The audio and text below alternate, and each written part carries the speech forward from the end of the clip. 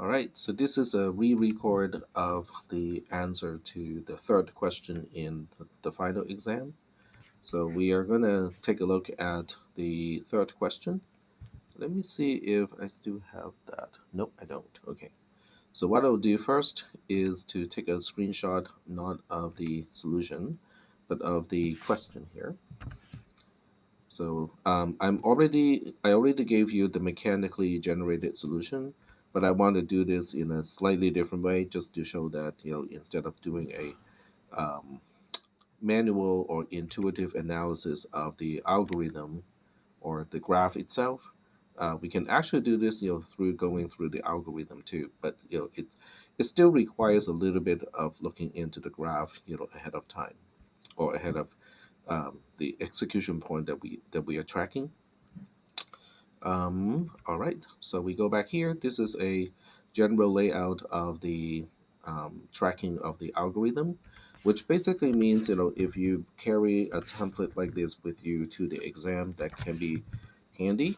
Okay, so we're going to initialize, all the L values according to the algorithm. E prime starts in an empty set. Q is starting with the destinations, which are K and M in this case. All right, so when we first choose, which one we want to take out of Q, it is all the same, between K and M because they both have an L value of 0. So let's just say that we pick K out of the whole thing. And now we are looking at all the incoming edges to vertex K. And let me make this one always on top so that we don't lose track of this one. So the incoming edges to K will be RK and BK. So we just take a note of that, RK to and B, RK and BK. There we go.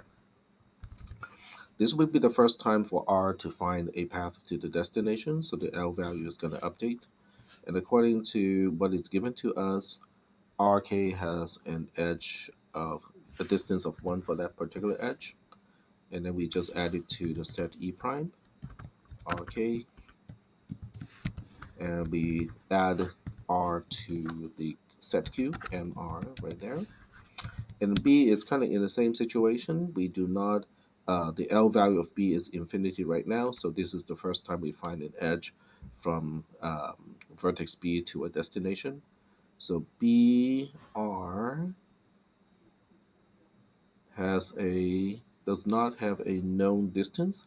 So this is one of the unknown here. So we call it K1, and we just say D of, okay, wait, I think RK does have an edge. No, that we're talking about BK, sorry. So BK is 2. Okay, so this is not it, the unknown. So this is BK. It has an edge of 2. So now we know there's a path from vertex B to vertex K with a distance of 2. So we add that to the E prime set.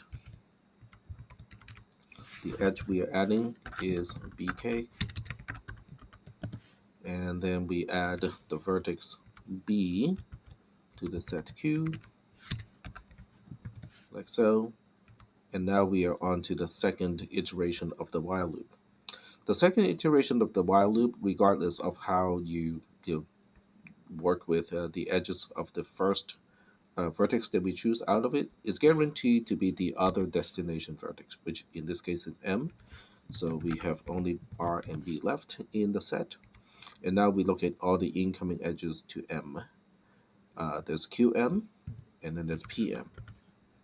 So in terms of QM, it does have a known distance of 9. So we update Q, the L value of Q to be 9. And then we add that QM as an edge to the solution set like this. So we have QM added. And then we add Q to the set of Q. One is lowercase, the other one is uppercase. There we go. And then when we get to P, then it gets a little bit interesting because PM has no distance defined here because this is just a subset of D. So that means we don't really know exactly what it is. So I'm going to make a note here and say that the distance from P to M is known as K1, and it has to be a non-negative number, and it has to be a non-infinity number as well. So that means, we'll just say, okay, we'll just say that it is K1, some kind of non-negative integer, or you can just call it a natural number. And then we add that edge to E prime also here. So now we add PM to this whole thing, and then we add P to the whole set over here. There we go. All right. So we are guaranteed to choose P, from the set Q, but that may not guarantee that it will uh, cause any update to L of P. And now we go back to the algorithm, and then we ask, how do we make sure that we are updating the L value of a vertex? So that update is embedded into the then branch of the conditional statement, which means we have to be able to find a shorter path compared to what it already has. So what that means is, in this case, we are looking for something that is less than K1 in order for L of P to be updated again. So that means your K1 cannot be smaller than a certain amount. In other words, it cannot be less than the length of the other path that can lead us from P to M. So now we look at the edges, and this is the part where having a graphical representation can be handy, but we'll just kind of do it by hand over here, without a graph. M and K are both destinations. So P can go to M straight right away here, but the path has a length of K1. But P can also go to B first, and then B can go to K. So that means the length of the path PBK is the alternative. So what we want is to make sure that K1 is less than the length of the path. Okay, I'm going to use this notation to indicate the length of the path from B to P to B, and then from B to K, because that's another path for B to get to a destination. But that length is already known, because from P to B we have an edge of a distance of 1 for that particular edge, and then from B to K we already took a look earlier, which has a distance of 2 in this case. So that means this length here actually equals to exactly 3. I take it back. This has to be greater than in order for another update to happen. So we need K1 to be greater than this number here. And I think the question specifically said that we need integer values for the distances. Let me double check here.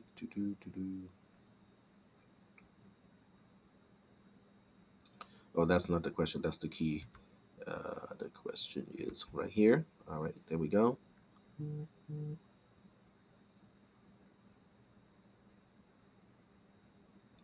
So it says quite explicitly that we need to use natural numbers. So that means we are going to use 4 because 4 is greater than 3. So right here, this is where we can determine that K1, the minimum of K1 is 3. The maximum, is it can be as high as you want, but the question does, specify that it should not exceed 9. So now we also know that the maximum of K1 is 9. All right. So now we know K1 is somewhere between, oh, this is 4. Excuse me. This is 4 because it has to be greater than 3. So it is at least 4. There we go. So now we know K1 is somewhere between 4 to 9. And we can write it over here too. But I'm just going to use this to keep track of the range of value of K1. All right, so now we, back to the algorithm, because I just used the analysis, based on, oh, okay, we need K1 to be greater than the length of the other path from vertex P to a destination. So that's how we can, at that point, determine that the range of K1 is inclusively from 4 to 9.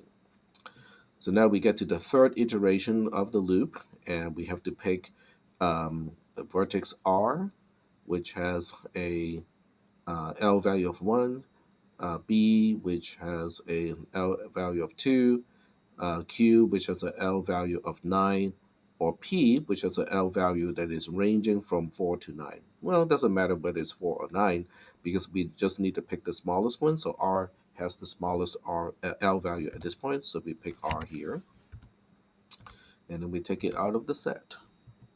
So the deviation of this video compared to what I talked about in class is in the class, I did not go through this analysis to figure out the minimum value of K1 has to be 4. And that's what I did not do in class. Okay, so now we have chosen R to be out of the set Q. Now we look at all the incoming edges to R. So let's take a look. There are no incoming edges to R. Okay, so that means we're done with this loop. And I just want to double check. So I'm going to take a quick peek at the solution. And R definitely does not have an incoming edge. Okay, so I just wanted to make sure. I just wanted to be sure. Okay, so now we go back to the while loop. And at this point, the while loop has PQP in it. And according to what we have here, B has a L value of 2, Q has a L value of 9, and P has a L value of K1, which is between 4 and 9. So of those three, we're going to pick B. So now we say B is chosen here, and Q and P are left in the set. So now we have to look at all the incoming edges to vertex B. PB is an incoming edge. And then let's see, we are looking at P as PB, right? Okay. And then JB is the other one. Okay, so we have JB here. PB is easy. Okay, so we have to take a look at the L value of B, which is 2, and then we take a look at the distance of the edge PB. So PB has a distance of 1. 1 plus 2 is 3. And now we have to look at the L value of B, which is 2, and we did not find a shorter path here.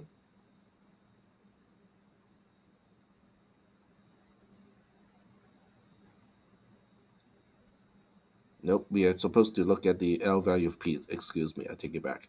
We're supposed to take a look at the L value of P here, and we're comparing that to 3.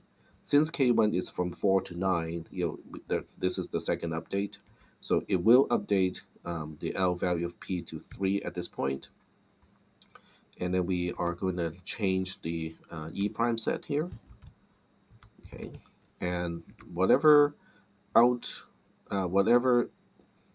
let me see here. Whatever outgoing edge from P we have here, we're going to have to erase it because we just found a shorter path to a destination. So this is the portion that needs to be commented out, and then we're going to have to add a new edge of PB here.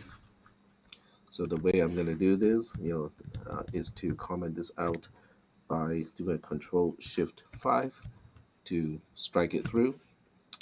And then we have to add P to the set. But P is already in the set, so that's fine. We are not adding P.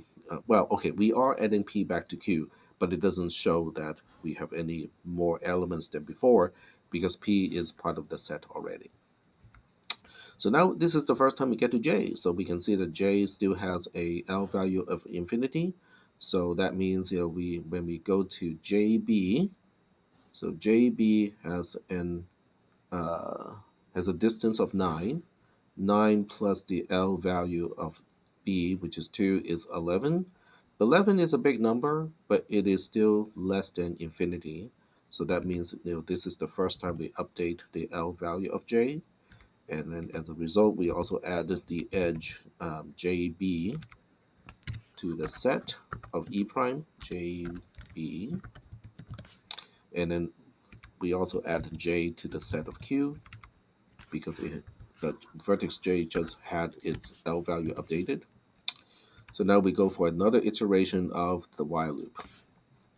This time the choices are between Q, which has a L value of 9, P, which has a L value of 3, and J, which has a L value of 11. So we are going to choose P. There we go. and then P is removed from the set Q, like so. And now we look at all the incoming edges to P. So the incoming edges to P would be BP and JP. So we have BP, JP here, and now we look at um, from B. Do we are we finding a shorter path? Um, the edge BP has a distance of 1, and we're adding that to the L value of P, which is a 3. 1 plus 3 is a 4, and we're comparing that 4 to the L value of B, which is 2. It is not less than. In other words, your 4 is not less than 2. We are not finding a shorter path, so there's really nothing to do here. So now we have to be careful with J, because we are now looking at JP, the distance of JP, and the distance of JP is not known here. In other words, this is our other unknown. So D of JP is our second unknown value, and we'll call that K2. So now the question is, what does K2 have to be in order for us to update the L value of J again? The first update is here. We want to have another update here. So now we have to look at the distance JP, which is K2, which is unknown, and K2 has to be added to the L value of P, and the L value of P is a 3, which is indicated here, and we need this to be less than the L value of J at this point.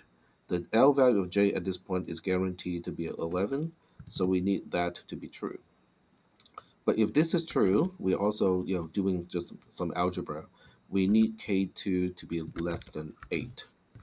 So that is the constraint of K2. So that means now I know what K2 needs to be. K2 can be as small as 0, but can only be as large as 8. Because anything beyond 8, which is 10, we are no longer guaranteeing that we are finding a shorter path. So let me just double check my math. Um, K2 plus 3, the 3 is coming from the L value of P, and that has to be less than 11, which is the current L value of J. And as a result, K2 has to be less than 8. Okay, so that is correct. So with that in mind, we are just going to say, right, this particular value is K2 plus 3. Okay, but we also know that it is just somewhere between 3 and 10. Wait, let me double check here. Okay, something doesn't seem right in the math. Um, okay, that looks right. Okay, all right, we need K2 plus 3 to be less than 11.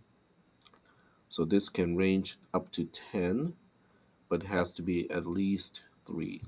So this value for L, the L value of J is going to be K2 plus 3.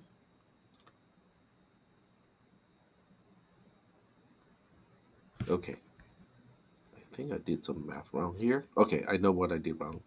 K2 has to be less than 8, which means the maximum is a 7. Okay, that's why because in my mind something is just not adding it right. So I noticed that okay, if this is 8, then this condition is not right.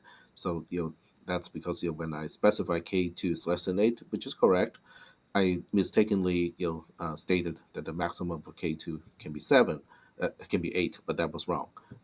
The maximum of K2 can only be 7. Okay, now everything is good, because now we know this particular value can be only as large as 10. Okay, but it's 3 to 10. Which one? I don't really care. We just have to say this is either 3 to 10. But at this point, we have already solved the first part of the question. which means we know that the distance of PM can be from 4 to 9, and then the distance of J to P can only from 0 to 7 here. All right, so this is how I work this out using a trace in combination with analyzing the edges here. And then we go back to the solution of the here, and it says the maximum of okay, the minimum of PM, or the distance of PM is 4, the maximum is 9, and then the maximum of JP is 7, the minimum is 0. So now it's all consistent.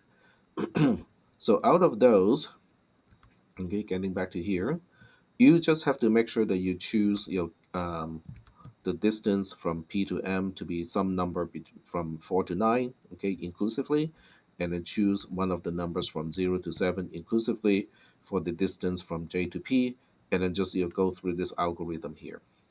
Now, the way I'm doing it right now is a little bit easier to do because all I have to do is to say, oh, okay, I'm choosing 4 to be K1, and I can just substitute this K1 to be 4.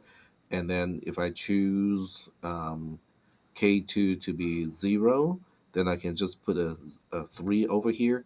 Then I can continue the algorithm and finish part 2 also at the same time, when when I need to turn in the answer to this question. So this is a redo for question number 3, using the approach that I have started in the class um, on Monday, but basically completing the analysis using the actual configuration of the graph. All right, so I'm gonna stop here and upload this one because I am done with it.